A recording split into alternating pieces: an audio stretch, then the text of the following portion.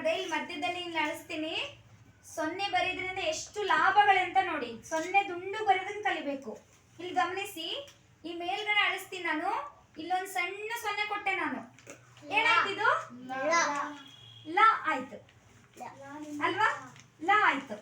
ಇನ್ನೊಂದು ಮತ್ತೆ ಏನ್ ಮಾಡ್ತೀನಿ, ಮತ್ತೆ ಒಂದು ದೊಡ್ಡ ಸೊನ್ನೆ ಬರೀತೀನಿ. ಮತ್ತೆ ಒಂದು ಸೊನ್ನೆ ಬರೆದು ಮತ್ತೆ ಇಲ್ಲಿ ಅಳಿಸ್ತೀನಿ. ಮತ್ತಿಲ್ಲೊಂದು ಸೊನ್ನೆ ಕೊಟ್ಟು ಇದನ್ನ ಹೀಗೆ ತಗೊಂಡ್ಬಂದು ಈಗ ಮಾಡ್ತೀನಿ. ಸೊನ್ನೆ ಅಂದ್ರೆ ತಾನೇ ಬರ್ತಿರೋದು. ಆಮೇಲೆ ಇನ್ನೊಂದು ನೋಡಿ, ಇನ್ನೊಂದು ಮತ್ತೆ ಸೊನ್ನೆ ಬರೀತೀನಿ. ಮತ್ತೆ ಸೊನ್ನೆ ಬರೆದು ಮತ್ತೆ ಇಲ್ಲಿ ಅಳಿಸ್ತೀನಿ. ಇಲ್ಲಿ ಮತ್ತೆ ಹಿಂಗ್ ಬರ್ದು ಇದನ್ನ ಮತ್ತೊಂದು ಸೊನ್ನೆ ತಗೊಂಡು ಹಿಂಗ್ ಬರೀತೀನಿ. ಈಗ ಮತ್ತಿನ್ನೊಂದು ಸೊನ್ನೆ ಬರೀತೀನಿ ನಾನು. ಇನ್ನೊಂದು ಮತ್ತೆ ಸೊನ್ನೆ ಬರೀತೀನಿ. ಮೇಲ್ಗಡೆ ಕೊಂಬು ಕೊಡ್ತೀನಿ. ಮತ್ತೆ ಇಲ್ಲೊಂದು ಇಳಿ ಕೊಡ್ತೀನಿ. ಏನಾಯ್ತು? ಇವೆಲ್ಲ ಏನು? Buy one get more free. ಇವಿಷ್ಟು. ಇನ್ನೊಂದಿದೆ buy one get one free. ಹೇಗೆ ಅಂದ್ರೆ ನೋಡಿ, ಈ ಬರ್ದಿದ್ದೀನಿ ನಾನು, ಆಯ್ತಾ? ಇದನ್ನ ಬರ್ದ್ರೆ ಇದನ್ನ ದುಂಡು ಬರೋದ್ ಕಲ್ತ್ರೆ ಇನ್ನೊಂದು ಏನ್ ಬರಿಬೋದು ನಾವು? ದುಂಡುಗೆ ನ್ಯ ಬರಿಬೋದು ಅಲ್ವಾ? ಈ ರೀತಿಯಾಗಿ ನಮ್ಮ ಅಕ್ಷರಗಳು, ವರ್ಣಮಾಲೆಗಳು ಏನಿದಾವೆ ಅಂದ್ರೆ ಸಾಕಷ್ಟು ಅಕ್ಷರಗಳನ್ನ ನೀವು ತುಂಬಾ ಚೆನ್ನಾಗಿ ಬರಿಬಹುದು. ಇಲ್ಲಿ ನೋಡಿ, ಇದು ವಾ ಇಂದ ಇನ್ನೊಂದು ಅಕ್ಷರ ಬರಿಬಹುದು. ಹೇಗೆ ಹೇಳಿ ನೋಡೋಣ? ಛ ಬರಿಬಹುದು. ಯಾರು ಹೇಳಿದ್ದನ್ನ? ಹೇಳಿದ್ಯಾರು? ವಾ, ವೆರಿ ಗುಡ್. ನೋಡಿ, ಅವಳಿಗೆ ಗೊತ್ತಾಗ್ಬಿಡ್ತು. ವಾ ಬರಿಬೋದು, ಮಾ ಬರಿಬೋದು, ಪ ಬರಿಬೋದು, ಫ ಬರಿಬೋದು, ಛ ಬರಿಬೋದು ಅಲ್ವಾ? ಅದಕ್ಕೆ ನಾವೇನ್ ಮಾಡ್ಬೇಕು? ನಿಮಗೆ ಗೊತ್ತಾ, ಸಣ್ಣ ಮಕ್ಕಳಿಗೆ, 1ನೇ ತರಗತಿ ಮಕ್ಕಳಿಗೆ ಏನ್ ಮಾಡ್ತಾರೆ ಹೇಳಿ? ಮೊದಲು ಒಂದ್ ಸೊನ್ನೆ ಹಿಂಗಿರುತ್ತೆ ಕಲ್ಸೋದು. ಆಮೇಲೆ ಏನ್ ಮಾಡ್ತಾರೆ? ಈ ತರ ಒಂದು ಅರ್ಧ ಚಂದ್ರ ಇರುತ್ತೆ. ಗಮನಿಸಿದೀರಾ? ಚಿಕ್ಕವರಿದ್ದಾಗ ರೇಖಾಭ್ಯಾಸ ಅಂತೇಳಿ, ಅದಕ್ಕೆ ಇದೆಲ್ಲ ಅಭ್ಯಾಸ ಚೆನ್ನಾಗಾಗ್ಲಿ ಅಂತ ಹೇಳ್ಬಿಟ್ಟು ಈ ತರ ಕೊಟ್ಟಿರ್ತಾರೆ. ನೀವೇನ್ ಮಾಡ್ಬೇಕು? ಓ ಸೊನ್ನೆ ಚೆನ್ನಾಗಿ ಬರೆಯೋದು ಕಲಿಬೇಕು, ಓ ಚೆನ್ನಾಗಿ ಬರೆಯೋದು ಕಲಿಬೇಕು, ಗ ಚೆನ್ನಾಗಿ ಬರೆಯೋದು ಕಲಿಬೇಕು, ನಾ ಕಲಿಬೇಕು, ಈ ಕಲಿಬೇಕು, ಖ ಕಲಿಬೇಕು, ಆಮೇಲೆ ವಾ ಕಲಿಬೇಕು, ಈ ಕಲಿಬೇಕು.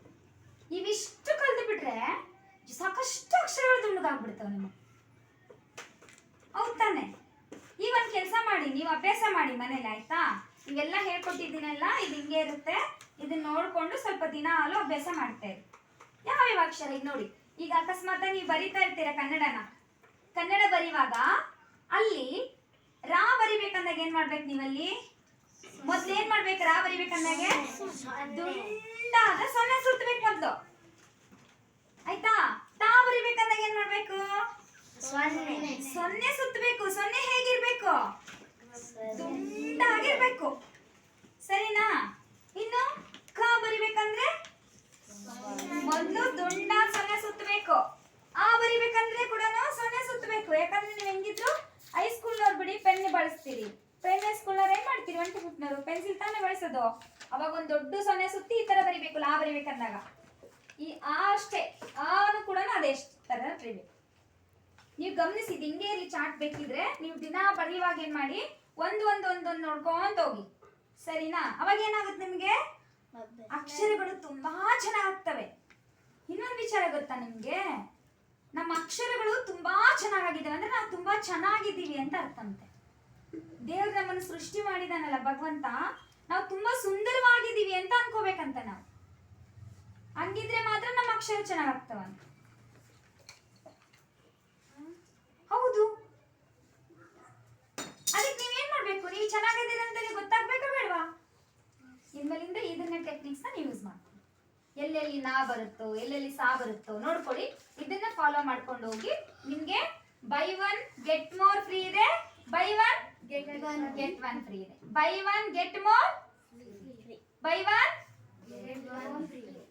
By one buy one buy one ನೋಡಿ, ಇಷ್ಟು ಕಲ್ತ್ಬಿಟ್ರೆ ಸಾಕು. ತುಂಬಾ ಚೆನ್ನಾಗುತ್ತೆ ಕನ್ನಡ ಹ್ಯಾಂಡ್ ರೈಟಿಂಗ್, ಸರಿನಾ? ಮುಂದಿನ ತರಗತಿನಲ್ಲಿ ದುಂಡು ಬರೆಯೋದನ್ನ ಹೇಳ್ಕೊಟ್ಟಿದ್ದೀನಿ. ಇವತ್ತು ತಪ್ಪಿಲ್ದಂಗೆ ಹೇಗೆ ಬರೆಯೋದು ಅಂತ ಹೇಳ್ಕೊಡ್ತೀವಿ, ಸರಿನಾ? ವರ್ಕ್ ಮಾಡ್ಕೊಳ್ಳಿ.